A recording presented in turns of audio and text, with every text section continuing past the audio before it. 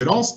Et il n'y a pas mieux aujourd'hui pour faire la transition. Donc, c'est Slim donc, Zral, qui est Managing Partner à Idatis, qui va nous parler notamment un link entre l'importance dont on a exposé l'intelligence artificielle, le potentiel du secteur qu'on peut explorer de l'assurance. Slim Zral qui va nous exposer donc l'apport, comment on peut explorer cette intelligence artificielle, les vecteurs de développement dans le secteur de l'assurance. Slim, tu m'écoutes?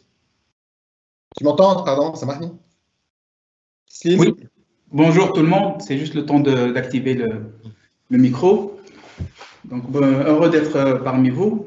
Vous m'entendez? C'est bon? Oui, très bien. Ok, donc l'apport de l'intelligence artificielle pour l'assurance peut être vu sous plusieurs angles.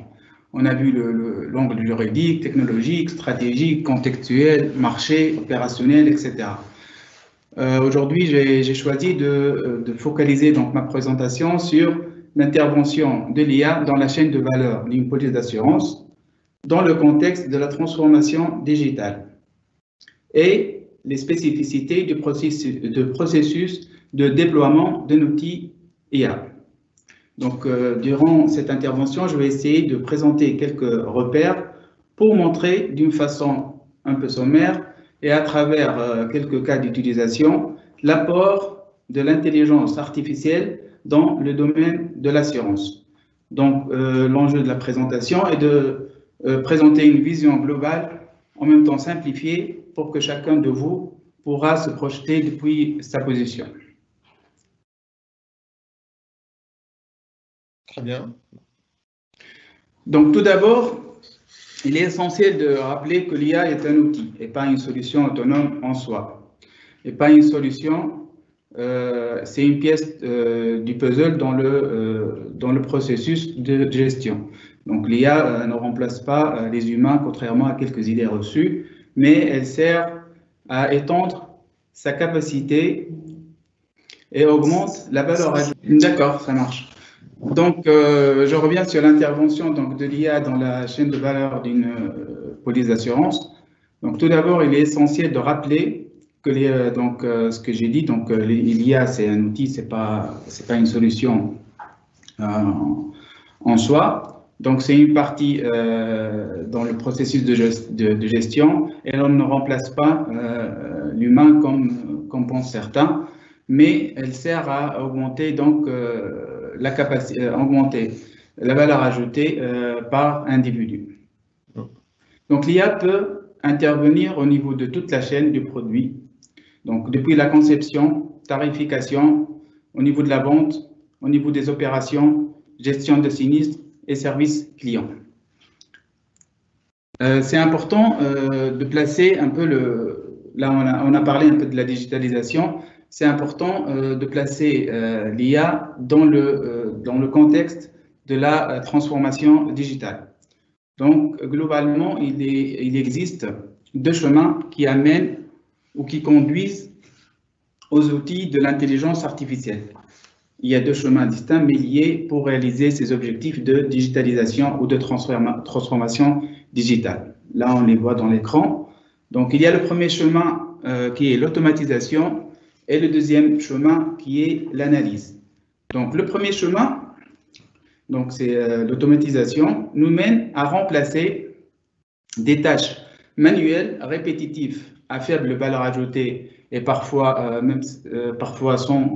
sans réelle valeur ajoutée, dans un processus de gestion de données par des actions automatiques ou automatisées.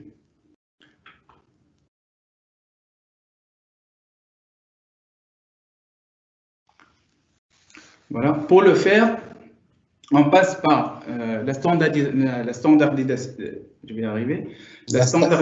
des processus en évitant le cas par cas. Puis les simplifier et faciliter, afin de faciliter l'apprentissage et verrouiller chaque tâche pour qu'elle soit connue d'avance et bien maîtrisée pour arriver enfin à l'outil et arriver à l'IA.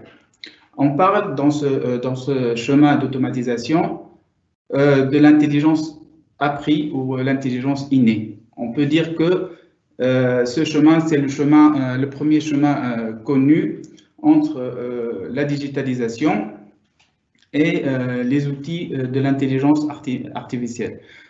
J'aimerais bien illustrer un peu cette relation avec un exemple de l'assurance. Si on prend le cas de la transformation digitale appliquée à la gestion des sinistres maladies, avec un objectif d'optimisation opérationnelle de coûts de gestion, qui représente un élément important dans la chaîne de valeur de la gestion. Les assureurs ils reçoivent tous les jours des milliers de demandes de remboursement qui arrivent et après sont évaluées par les gestionnaires et traitées. Supposons qu'on veut digitaliser pour optimiser le coût de cette opération. Donc, comme j'ai dit, il faut bien dessiner les process, il faut que ce soit standardisé, simplifié, et les tâches sur lesquelles on va se concentrer pour l'automatisation doivent être bien identifiées pour que l'IA puisse intervenir.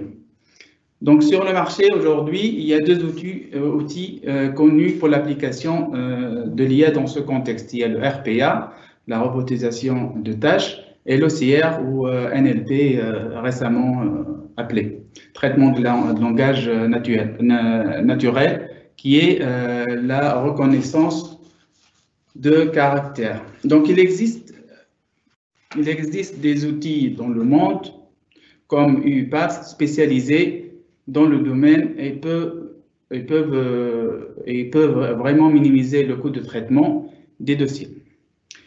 Le deuxième chemin de la transformation, de la digitalisation vers l'IA est celui de l'analyse. Et là, on parle des outils IA les plus avancés. On parle de ce qu'on appelle la machine learning, le deep learning, etc. Ces outils ont l'avantage par rapport aux outils de l'automatisation qu'on a vus et de produire de l'intelligence et pas uniquement la stocker et l'utiliser. C'est-à-dire, ces outils peuvent prendre des décisions qu'ils peuvent évoluer dans le temps en fonction de leur niveau de maturité et l'apprentissage acquis au fil de l'eau. Je m'exprime autrement dit, c'est-à-dire à chaque fois qu'on traite un dossier, le niveau de l'intelligence du système, il est plus mature et il est plus, on va dire, il est plus sûr. Je reviens sur l'exemple précédent de demande de remboursement soumise. Supposons que dans le dossier de demande de remboursement, il y a une facture d'hospitalisation, juste pour illustrer un peu. Donc, on peut construire une automate ou programmer une automate pour reconnaître la valeur d'une information structurée ou non dans ce document, dans la facture d'hospitalisation, par exemple les actes médicaux, selon une liste de correspondance prédéfinie. C'est-à-dire, on a une liste des actes, en face, on a le document et on fait la correspondance. Donc, on a déjà alimenté le système avec la liste des actes. Maintenant, le système, il fait la correspondance pour dire c'est quoi la nature de l'acte. Après, il fait des actions en fonction, après, pour calculer la part assureur, etc. Là, c'est l'automatisation. Donc, c'est l'intelligence innée. On a déjà la liste prête. Si on veut la modifier, il faut passer par quelqu'un pour mettre à jour cette liste. Si au départ, supposons, on ne connaît pas la liste des actes, mais c'est la machine qui regarde à chaque fois et essaie d'identifier selon des algorithmes, on va dire des algorithmes très spécifiques.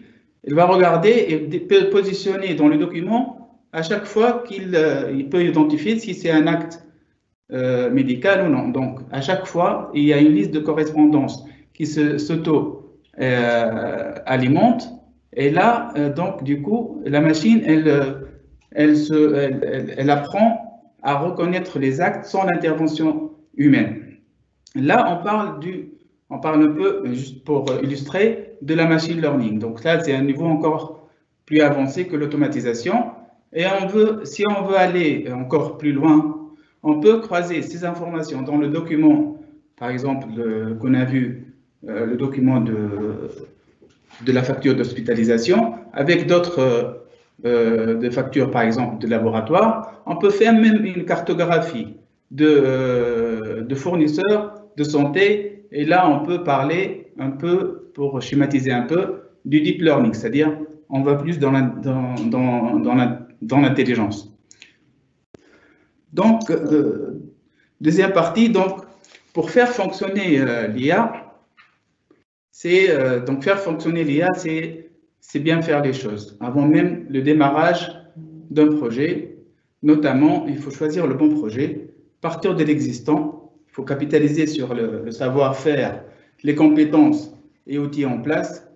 Chaque assurance, chaque entreprise, d'une façon générale, elle est unique.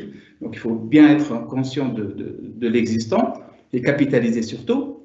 Après, une fois on est conscient de ce qu'on a, on s'assure que les ressources nécessaires exactement pour ce besoin sont là. Les données aussi, c'est très important, les données, que ce soit internes et externes, structurées ou non structurées. Il faut s'assurer qu'on a les bonnes données et assez suffisantes pour faire le travail. Puis, bien sûr, aligner le projet avec la valeur stratégique, avec une valeur stratégique pour avoir l'appui de la direction, parce que bon, le projet généralement de l'intelligence artificielle fonctionne en itération, donc ça peut ne pas marcher dès le premier coup. Donc ces considérations d'avant-projet. Allô? Oui, vas-y. Donc ces considérations d'avant-projet impliquent des nouveaux modes de réflexion stratégique et de nouvelles méthodes de collaboration entre les équipes. Donc, c'est important de bien faire un état des lieux et détecter donc, les endroits où l'IA pourrait donner de la valeur ajoutée. Donc, brièvement, pour mettre en place un projet IA, il y a 3 grandes étapes. L'étape, ce qu'on appelle le POC, Proof of Concept. La deuxième étape, c'est l'incubation. Et la troisième étape, c'est le déploiement. Donc, globalement, le POC, on teste sur des données de test ou non de production pour aller rapidement parce que je pense que le temps c'est limité. Et la deuxième étape c'est tester donc le POC sur une donnée production mais sur un périmètre, un petit périmètre. Et une fois c'est bon, on passe au déploiement sur le projet, sur l'ensemble de portefeuille du produit ou de l'assurance. Et chaque étape, en fait, l'IA, elle fonctionne en itération, c'est-à-dire on teste, on crée, on cherche les données, on crée le modèle et on teste et on recommence si ça ne marche pas. Donc, dans toutes les étapes, il y a une boucle. En fait, on fait des tests jusqu'à trouver une solution qui donne de la valeur ajoutée et une solution qui est assez proche des besoins.